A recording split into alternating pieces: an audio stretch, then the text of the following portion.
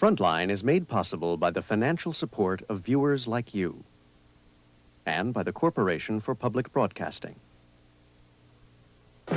Tonight. My grandson! Shut down!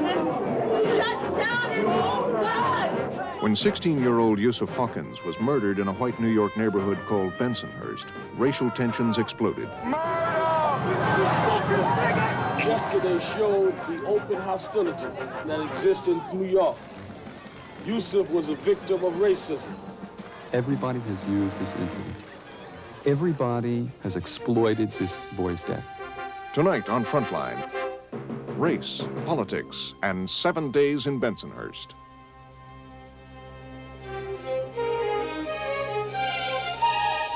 From the network of public television stations, a presentation of KCTS Seattle, WNET New York, WPBT Miami, WTVS Detroit, and WGBH Boston.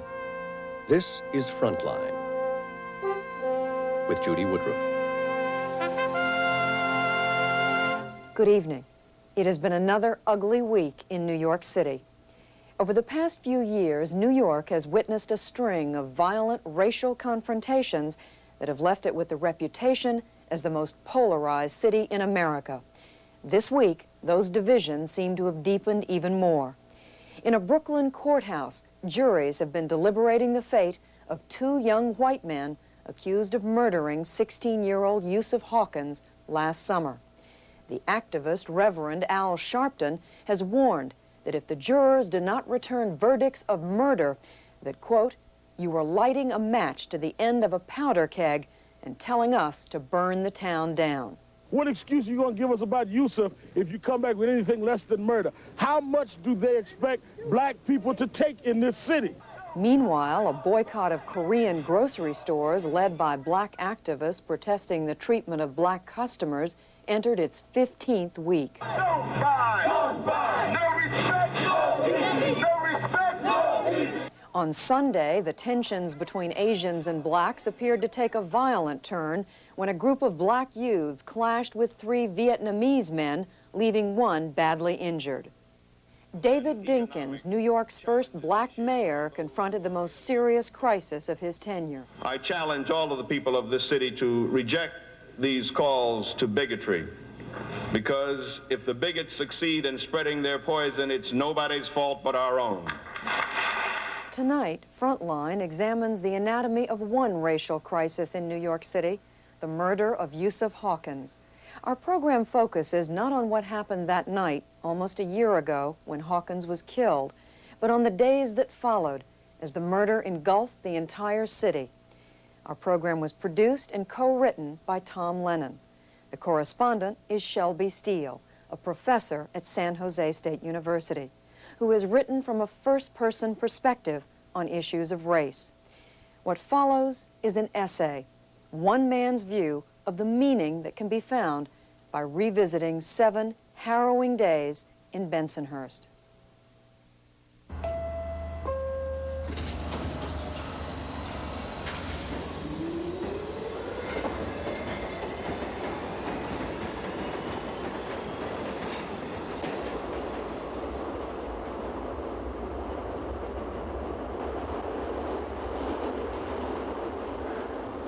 I don't feel like this is the city that I was raised in, that I left and came back to. It's a city that's out of control. And for me, it feels more racially tense than any place I've been in the last 6 years. I feel it everywhere. I feel it if I get off the wrong subway stop and I look around and there's nobody black but me.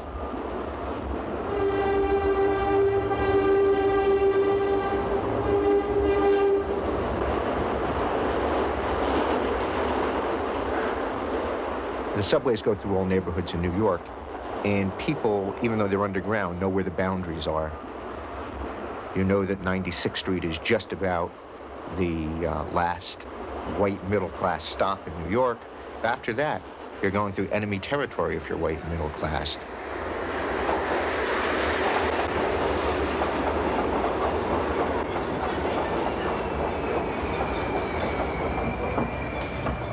you never know when a situation is likely to erupt.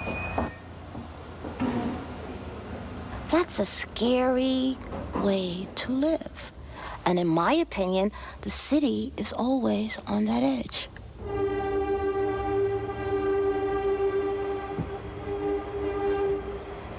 On the evening of August 23, 1989, 4 young black men, ages 16 to 18, took the subway from East New York to look at a used car advertised in the paper. The address they were going to was unfamiliar. Their trip took them across one of the dividing lines that separate white New York from black.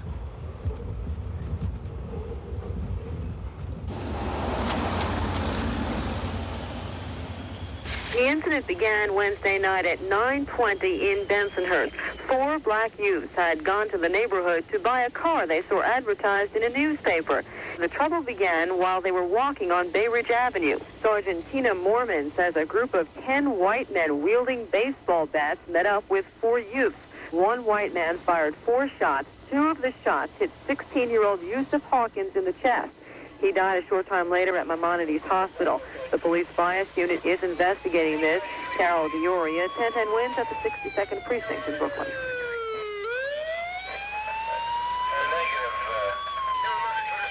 Here, my son has been tried, found guilty, and executed, all in one day, in less than an hour's time, for nothing, only because of the color of his skin. And I just want to ask New York and America as well, when is it going to stop?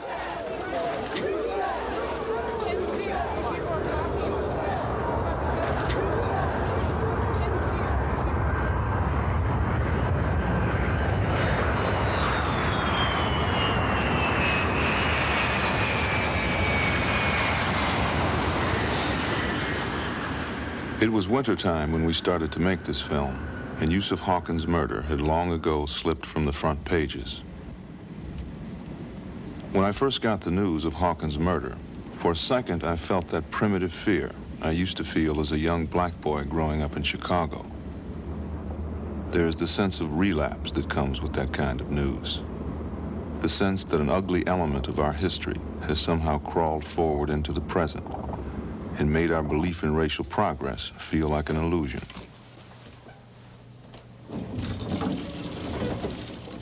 But when I heard the news of Hawkins' death, I had another reaction that I wasn't going to deny, an overwhelming sense of racial fatigue. Each racial tragedy in this country seems to set off a bitter round of accusations and denials between the races.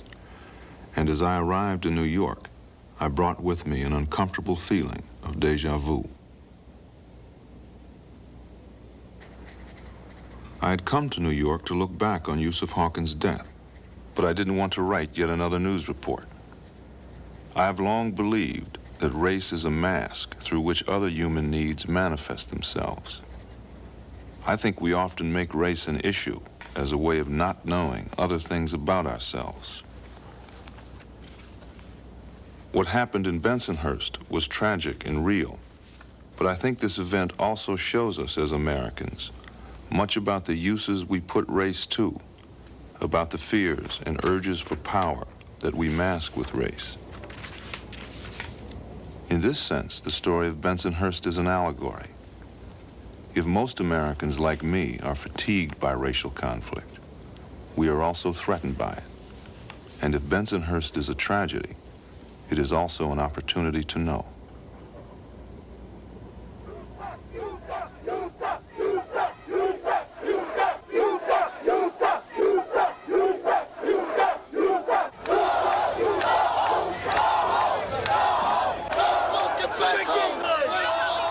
After Yusuf Hawkins' murder, all the strains and hatreds in New York's racial climate were suddenly in full view. We're tired of our young brothers dying and getting killed for no reason. We let them walk through our neighborhood, so why can't we walk through theirs? They don't belong here, and we don't belong in their neighborhood. You tearing the whole city up to let some... No, you are. I'm not tearing anybody up. No peace! No peace! For days, this murder held the city in its grip. But the crisis of Hawkins' death began on a much smaller scale. in the late hours of the night on August 23rd.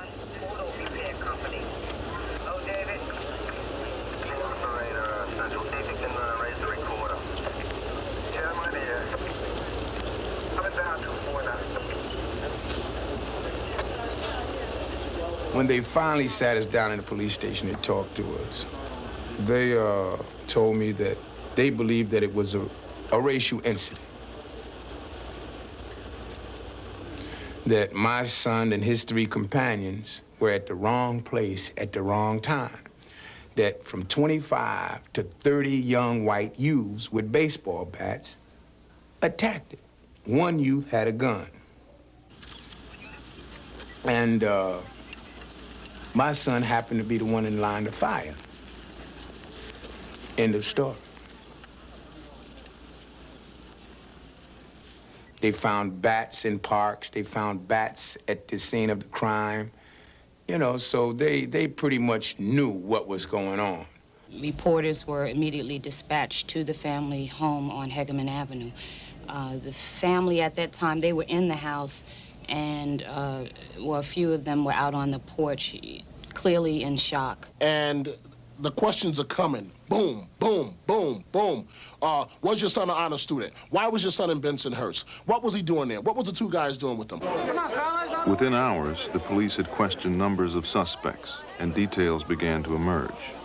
There was a young Bensonhurst woman, Gina Feliciano, who dated black and Hispanic men. There was a feud between her and one of the Bensonhurst youths. A white mob was outside Gina's house, waiting for a group of blacks. There was debate then, as now, about the exact nature of the crime, but the early details pointed sharply to race as the motivation for the murder. My son will never turn this corner again. No, he won't. Only because of this, the pigment of his skin. Do you understand that? This is what America must learn, that we are no longer going to take this. If we think of the races as competing power groups, it is not hard to see how Yusuf Hawkins' murder caused a sudden imbalance. Against America's history of black oppression, this event was not only a murder, but also an affront to the entire black community. Real or not, this was the look of things, and it made the incident a stage on which players of both races quickly began to jockey for position. Well, around 10 a.m. on the 24th of August, the morning after, I received a call at home from someone who said he was Moses Stewart, and he asked me could I come to the house immediately of his mother-in-law because he was being harassed by the press and he did not know what to do. He and his family had just returned from the morgue from identifying Yusuf's body, and I immediately agreed, and I immediately went out to East New York. Reverend Al Sharpton, one of the most controversial figures in New York's racial politics. Through much of the 80s, Sharpton had been in the headlines, embroiled in the city's most bitter racial disputes. I told him, I said, I'm going to tell you now, we got several situations that you're going to have to deal with. One, we're right in the middle of a mayoral primary, so this is going to be very political. I'm very controversial, and that's going to bring a lot of baggage with my presence. You've got to decide if this is really what you want to do and how far you want to go with this. And that's when they said, no, we want to go all the way. We want the whole world to know what happened to our son so it will never happen again. By the time the media caught up with the story, Reverend Al Sharpton was once again center stage. In 1984, Sharpton had marched on Bernard Goetz after the gunman shot 4 black youths in the subway. Sharpton was prominent again in Howard Beach when a black man died after being chased onto the highway by white youths.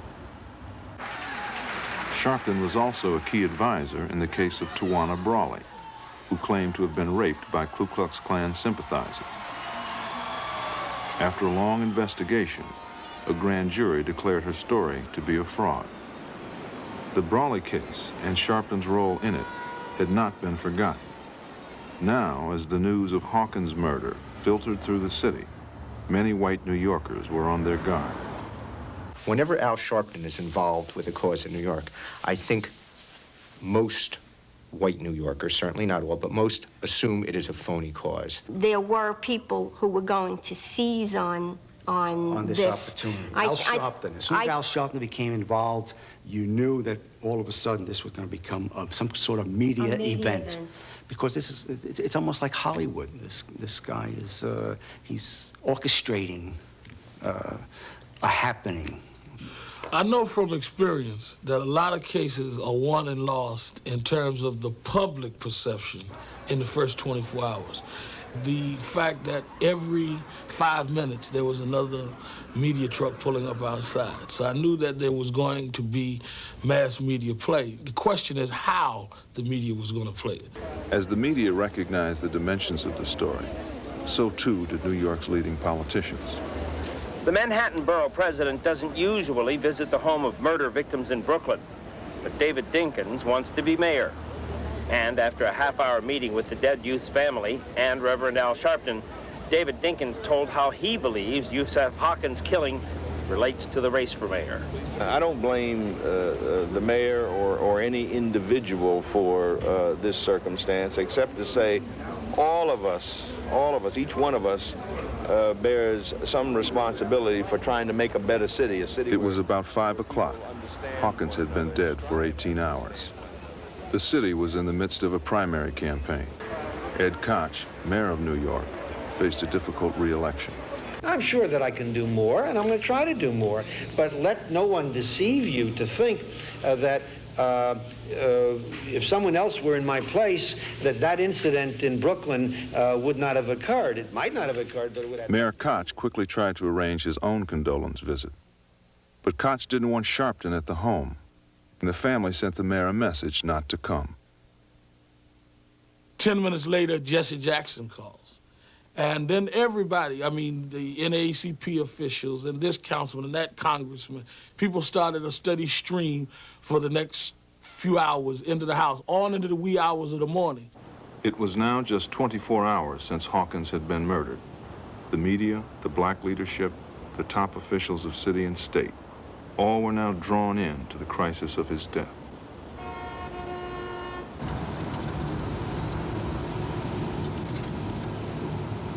Bensonhurst lies across the East River, a small Italian-American neighborhood buried in southern Brooklyn. Growing up in Chicago, I knew neighborhoods like this.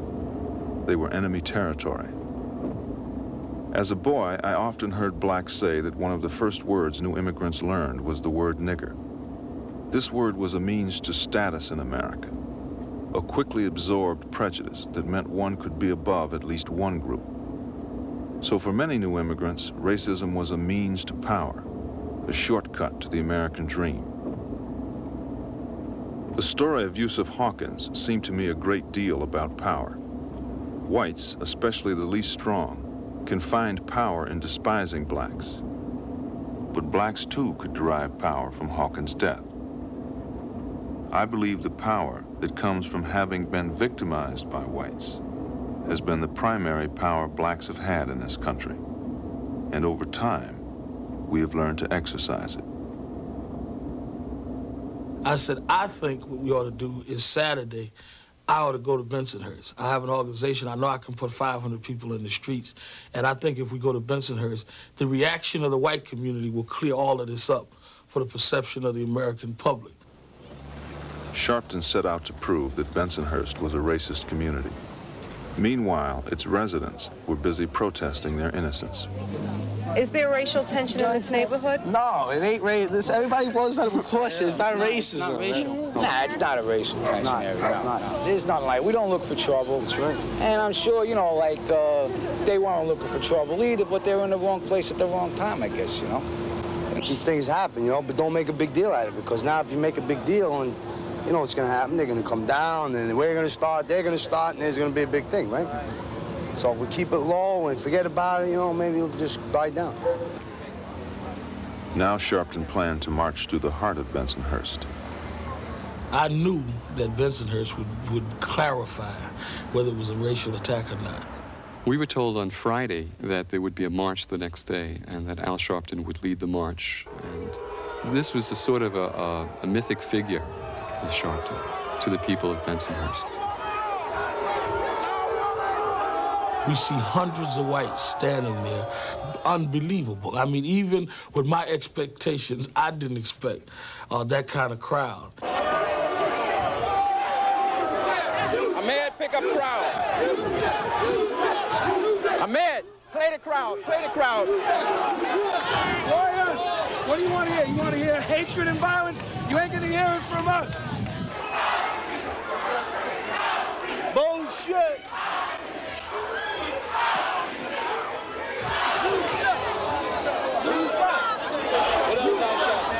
Where is he supposed to be? Because he knows a bullshit and lying. That's what Al Sharp means. He's a bullshit liar.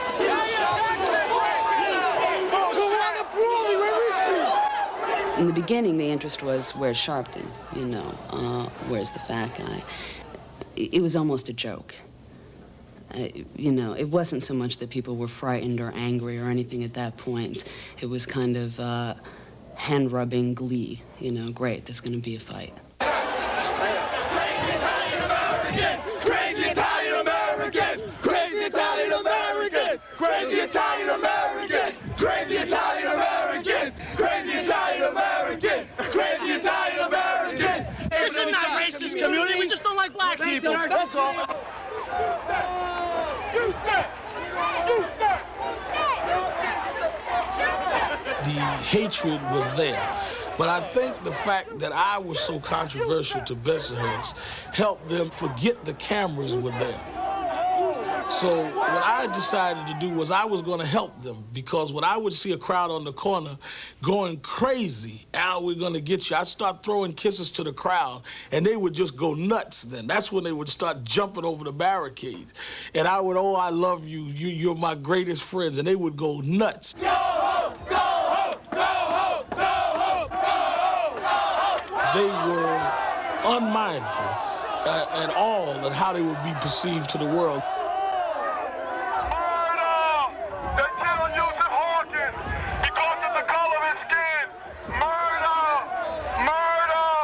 Do you think this is going to help? Is this going to help?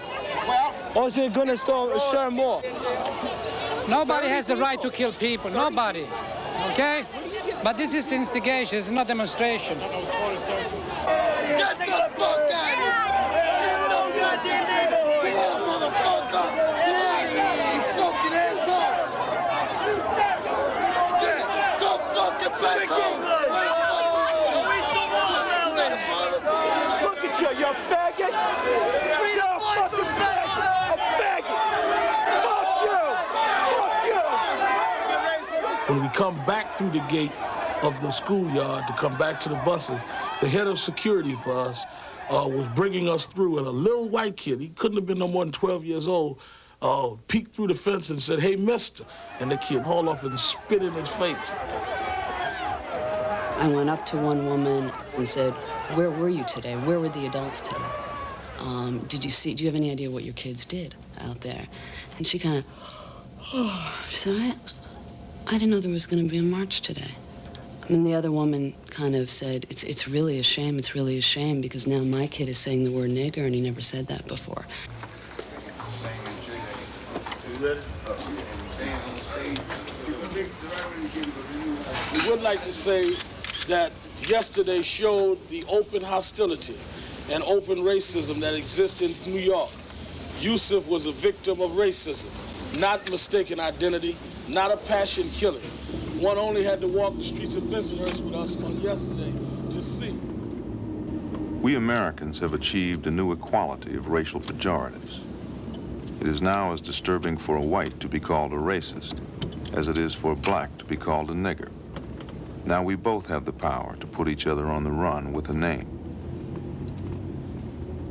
It is easy enough to say that Bensonhurst is a racist community because of what happened here. But it is also true that when an accusation of racism is repeated, many people give up trying to fight it, and out of anger, act out the very thing they are accused of.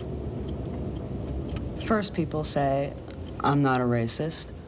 The second thing that happens is people say, okay, yeah, I am a racist, because that's what happened at the march.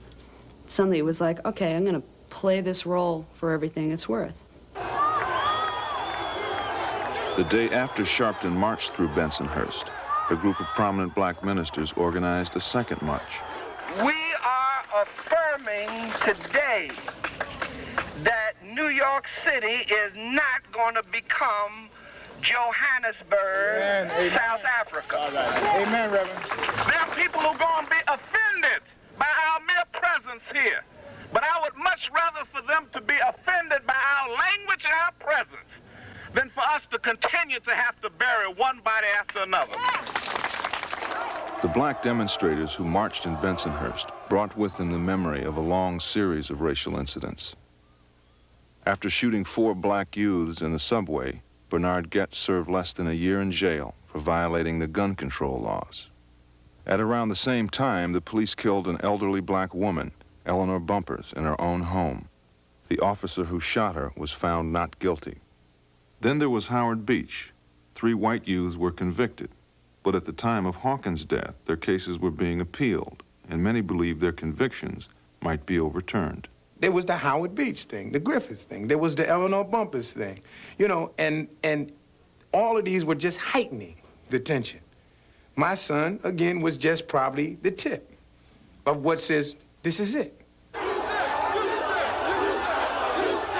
Now in Bensonhurst, this list of incidents hardened into a litany with which whites could be accused. But whites brought their own accusations to the streets. Central Park! What are you doing, Central Park? Started off with one guy yelling, "What about Central Park?" What are you doing, Central Park? And a young woman, I remember next to him saying, "Yeah, shit, it goes both ways. It goes both ways." 4 months before Hawkins' death, a white woman jogging in Central Park was brutally beaten and raped. The suspects in the case were Hispanic and black.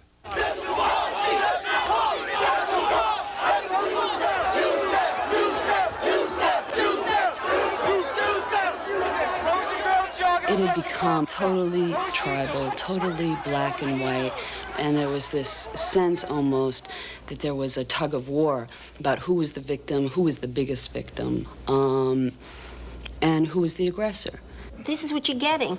Oh, well, you killed one of our children. Oh, but you, look what you did. And this is what you're getting instead of anything getting settled.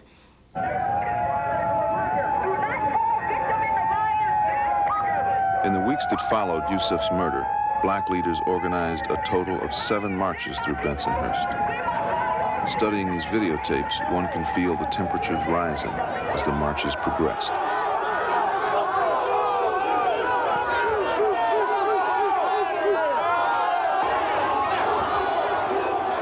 It's enough! It's enough!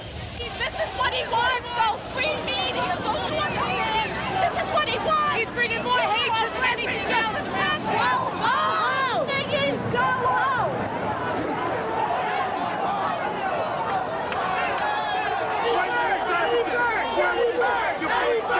The epithets and the screaming and the rage, it was the most vivid exhibition of racial hatred that I had ever seen. Bunch of fucking assholes! Fucking niggas! That's right! That's right! That's right! Leave me alone! That's right!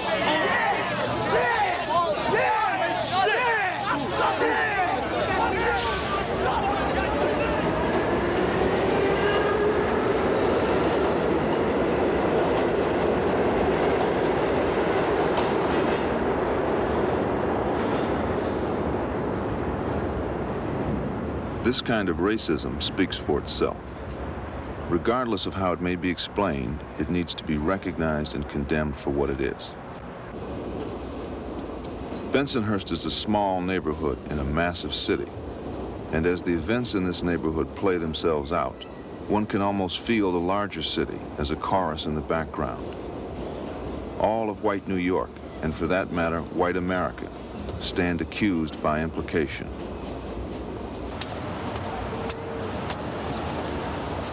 Even on Fifth Avenue, Bensonhurst is a stain on white innocence. Here, across this class boundary, open displays of racism are not an option. Here, the pressure is to dissociate oneself from the ugliness, to escape the burden of racial guilt, by separating oneself from the whites of Bensonhurst and by drawing closer to their victim.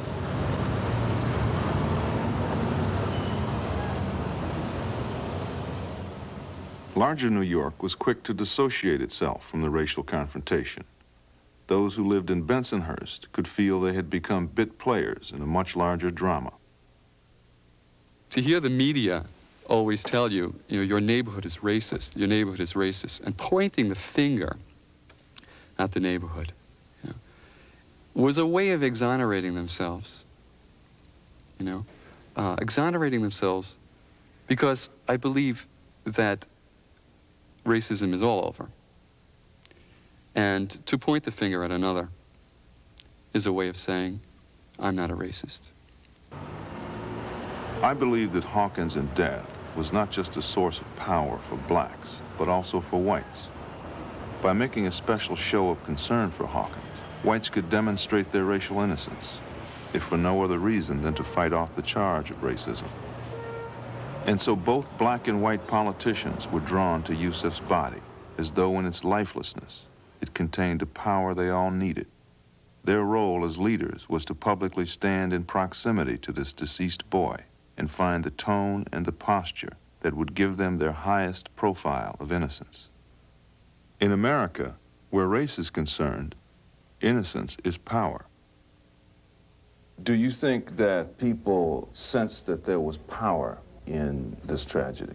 Sure. I mean, it was. I mean, those who were very ingenuitive could see that at the opportune time, had they could grasp hold of anything, there was a great deal of power. The power to sway people's thoughts were there.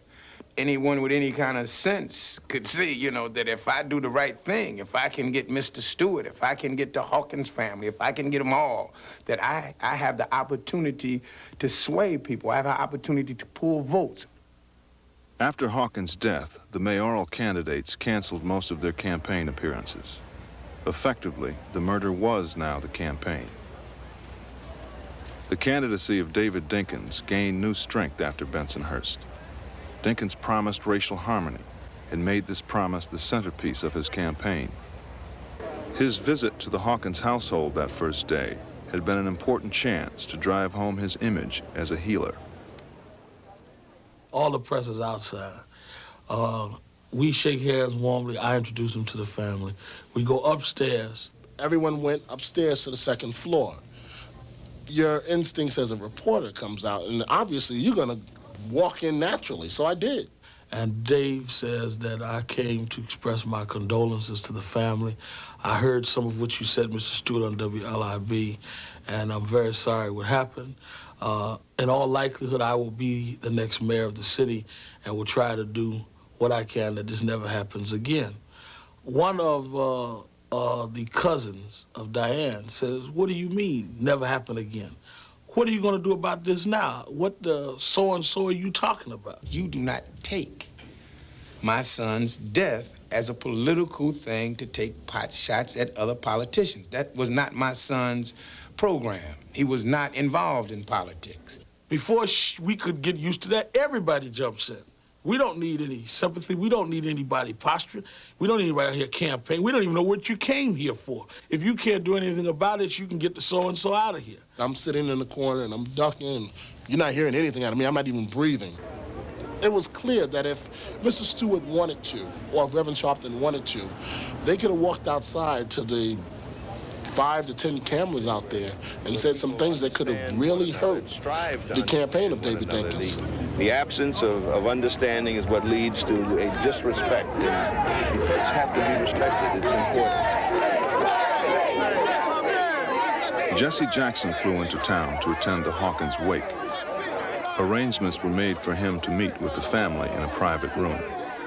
He said, this could have been my son. Very concerned. And he says, but, there's good that comes out of bad. And he says, I think Dave Dinkins might be the next mayor of New York because of what they did to that boy laying in there. And Moses immediately explodes. I don't want any politics. How can y'all deal with this in a political way?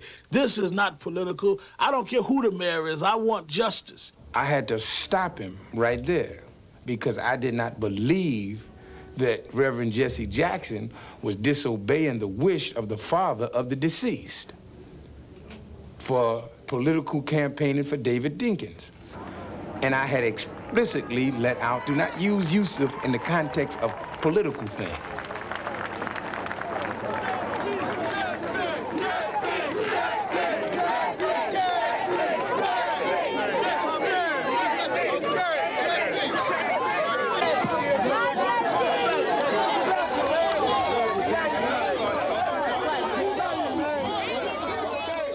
Both Jackson and Dinkins had stumbled in their response to the murder, but behind closed doors.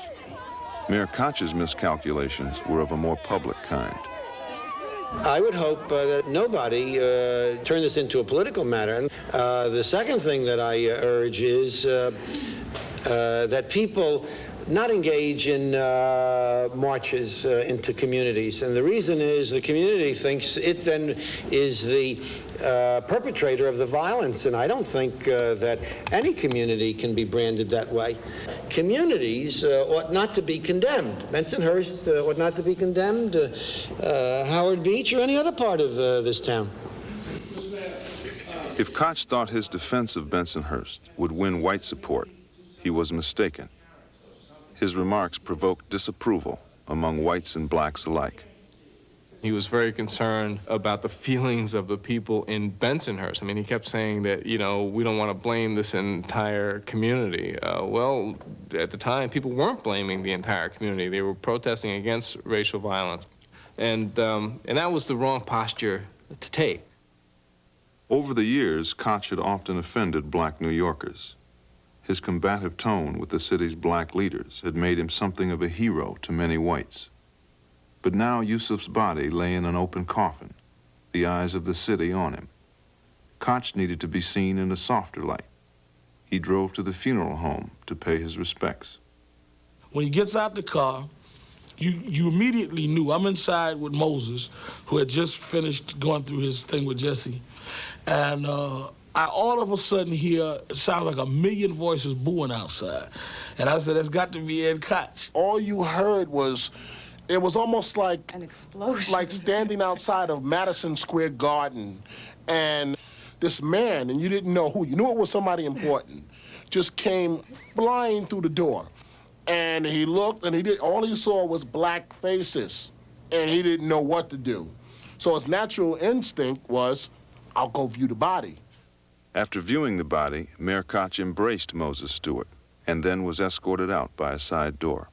And all of a sudden I hear, psh, psh, psh, get him, get him, get him. Wow. Bottles are smashing. They push him into the limousine, and the limousine takes off backwards up the block. He was not leaving in one piece.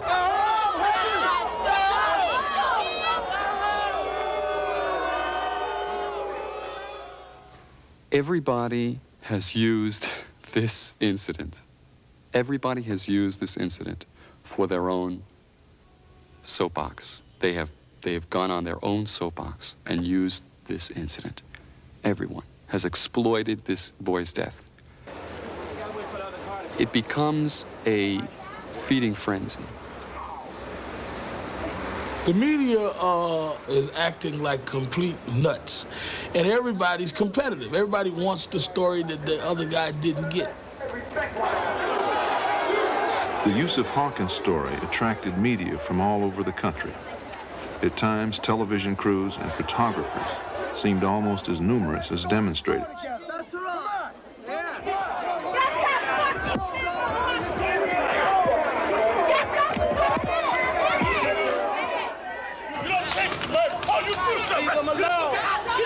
Inevitably, the media too became part of the story.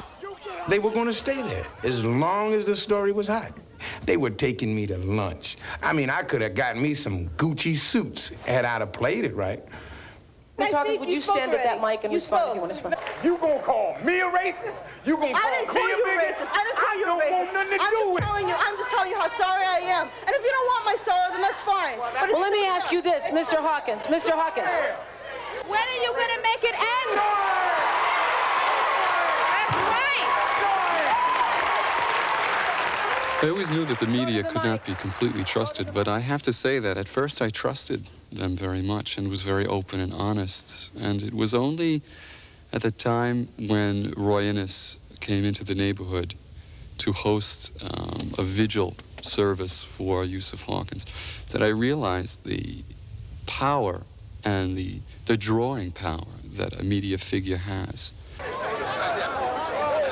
He brought with him Morton Downey, and I saw a religious vigil service turn into a circus.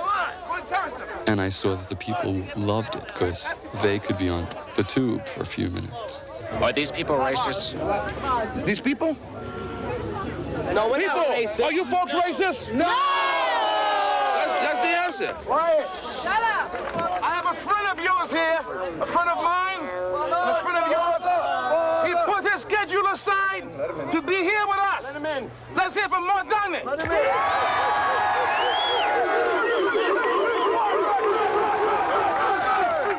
That is the moment that Yusuf Hawkins ceased to be an individual, ceased to be, that was the moment there.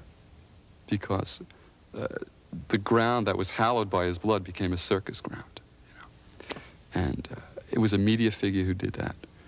And so at that point, that's when I started to see that media people have an agenda, and they'll follow it. They'll follow it.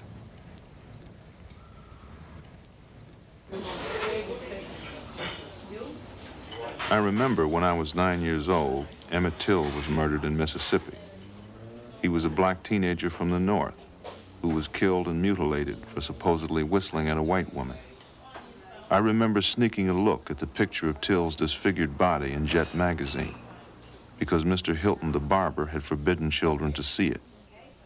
But when he caught me looking, he said nothing, as if he knew the picture communicated things I needed to know. His silence was the communication of knowledge elders of an oppressed group pass on to the young. Emmett Till's body was brought back to Chicago. I remember the buzz of adults talking about him. The men who murdered Till were acquitted by an all-white jury in Mississippi, but his death was widely publicized, and it galvanized American opinion. I believe that the whole United States is mourning with me. And if the death of my son can mean something to the other unfortunate people all over the world, then for him to have died a hero would mean more to me than for him just to have died. Most observers agree that Till's murder in 1955 was an important catalyst to the civil rights movement. His death was powerful evidence of black victimization that challenged Americans to live up to their own morality. And the more we were victimized, the more power we had. The power finally to rewrite this country's racial laws. But Yusuf Hawkins was killed in a very different America than Till was. The inequities of this country are no longer so flagrant. Yusuf's death cannot carry the same power as Till's, cannot inspire a new civil rights movement. This larger reality seemed to inject an ambivalence into Yusuf's funeral. Though it was filled with undeniable grief, it also had the feel of a ritual of political mobilization that had lost much of its power because its target was no longer as clear.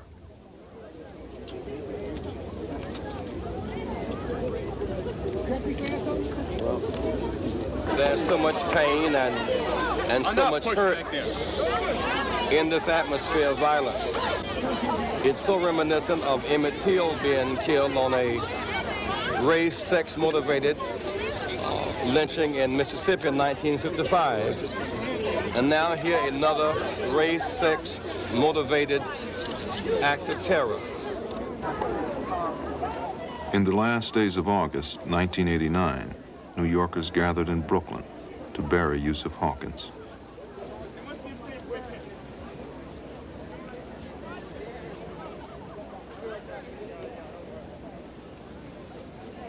Diane Hawkins that day was as any mother would be, you know, in the same circumstances. She had lost her son, who she cherished, and she was speechless that day.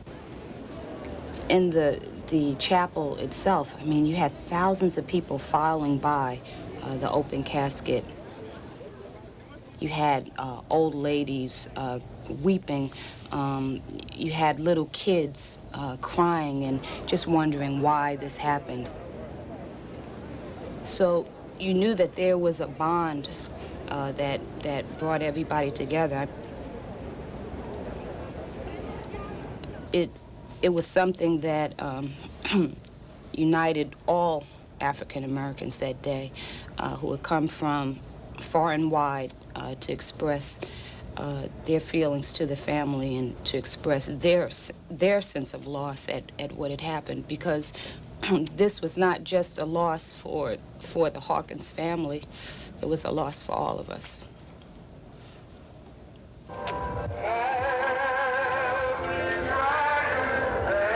On that Wednesday of the funeral, I got to my church about 9 o'clock that morning, only to discover that the crowds were already gathering and that the police guards were already up.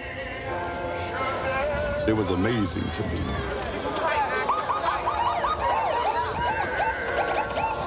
Honestly speaking, I thought the President of the United States was on his way to Glover Memorial Church.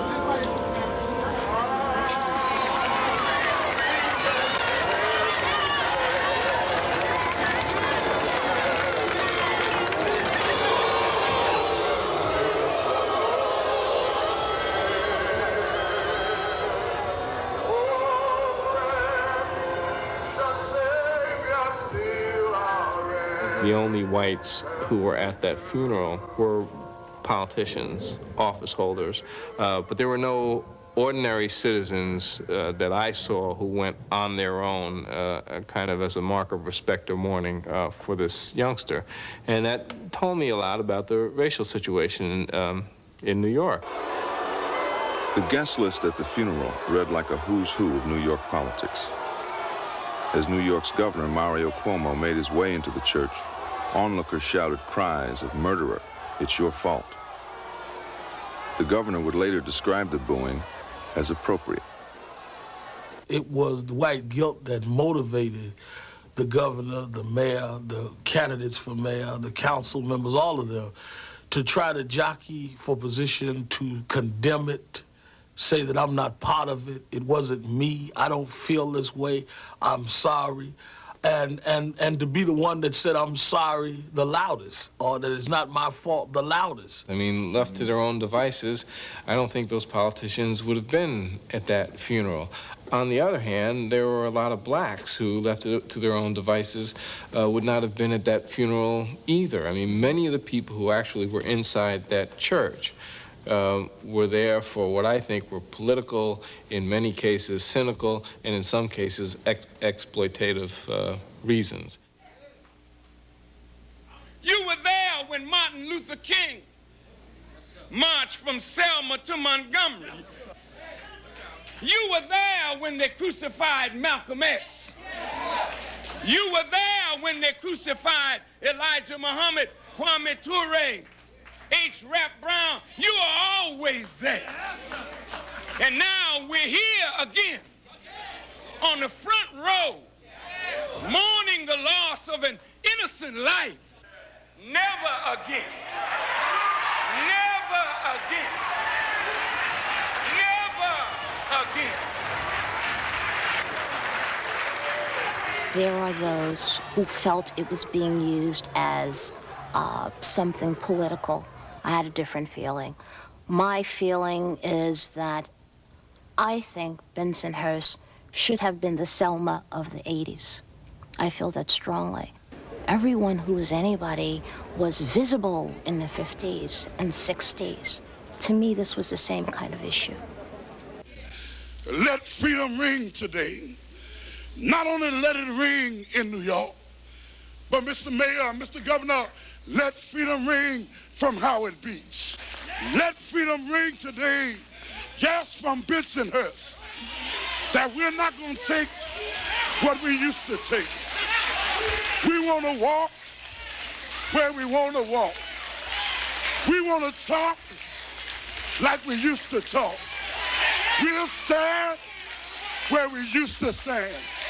I come to tell you today, God is my refuge.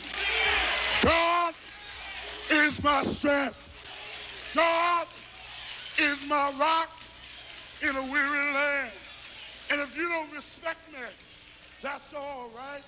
At the wake and at the funeral, the mayor was there, the governor of the state was there, candidates for the mayoral election were there, many other dignitaries. How many of these people have contacted you since that time? None, not a one. Not a one? Not a one.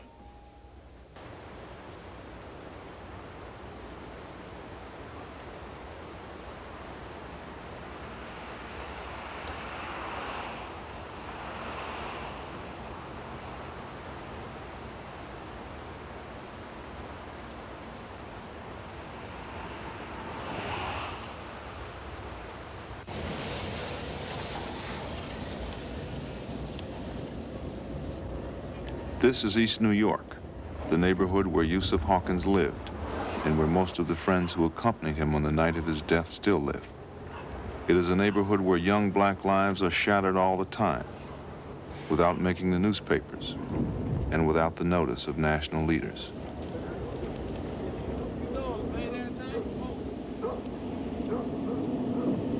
This kind of neighborhood causes conflicting feelings in middle-class blacks. On the one hand, we are obviously relieved not to live here. Like the middle class of all races, our impulse is to move away from the poor. But I cannot come to a neighborhood like this without a feeling of connection and a certain guilt. But what bothers me more is that all the fireworks of racial politics have no impact on a place like this. Like the touch of guilt I feel, these politics seem a luxurious indulgence.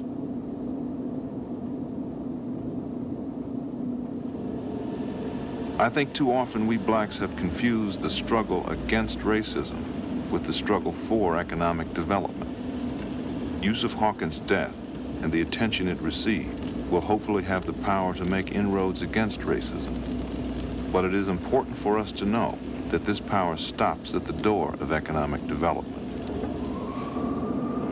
The revival of this neighborhood, and others like it, will require a very different sort of power. The kind that emerges from a people who may be victimized, but who refuse to think of themselves as victims.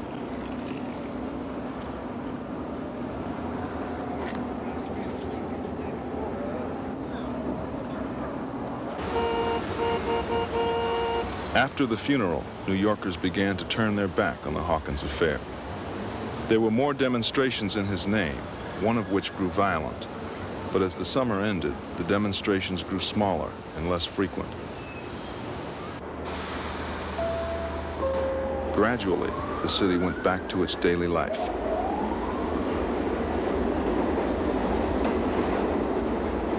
Bensonhurst is painful.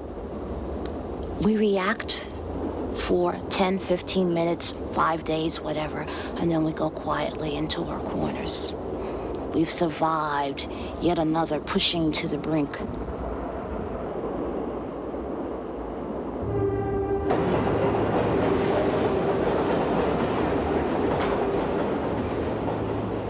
It's made no difference. It's one of those incidents which, in the long run, is going to add an intangible to the overall picture, but nobody really has it in their mind. 2, 3 years from now, when the next black kid is gunned down or a white kid is stabbed, some newspaper reporter who remembers it is going to say, and remember Bensonhurst a few years ago. All it proves is that it can happen again and will happen again.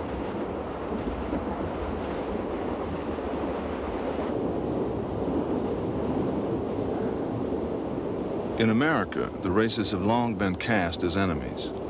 For me, one of the worst aspects of Bensonhurst is that it makes the races seem to be greater enemies than they actually are. Bensonhurst pulls forward our long history of hostility and makes it into a lens through which we now see each other. The danger in this is that whites can feel that race relations are futile and then slide into cynicism, so that postures and insincerity come to define their relations with blacks.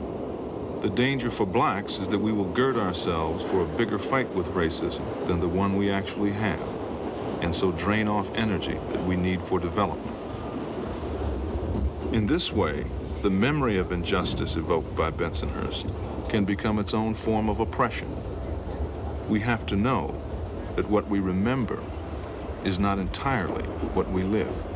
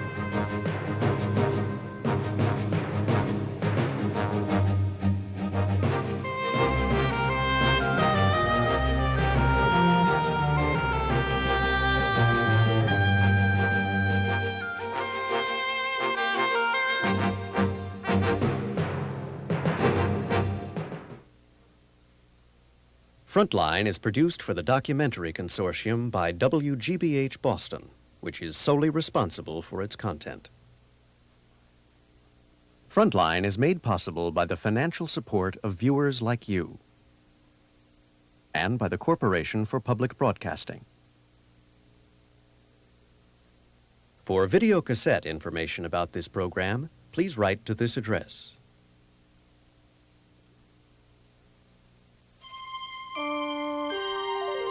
This is PBS.